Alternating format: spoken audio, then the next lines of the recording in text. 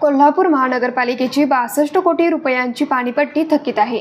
यापैकी 8 कोटी रुपयांची रक्कम आजपर्यंत महापालिकेने शासनाकडे भरली आहे।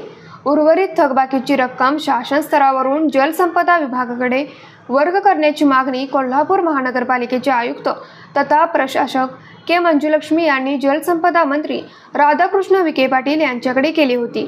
त्या अनुषंगाने मंत्रालयात मंत्री विखे पाटील यांच्या दालनात बैठक पार पडली। झालेल्या बैठकीला आमदार अमल महाडिक उपस्थित होते।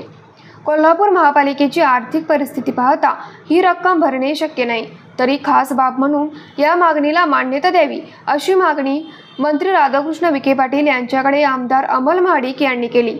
यावेळी मंत्री राधाकृष्ण विखे पाटील यांनी उर्वरित थकबाकीतील 10 कोटी रुपये महापालिकेने 2 टप्प्यात भरावेत।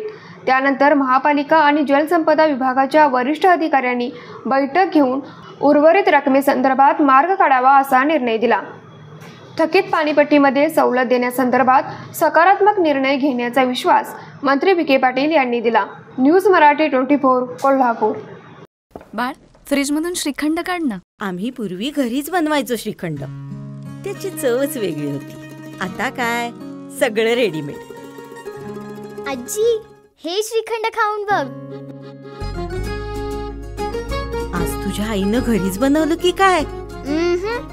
हे आहे गोकुळचं श्रीखंड। अगदी जिभेवर रेंगाळणार। जिभेवरच नाही तर मनावरही रेंगाळणार। गोकुळ श्रीखंड, मनावर रेंगाळणार।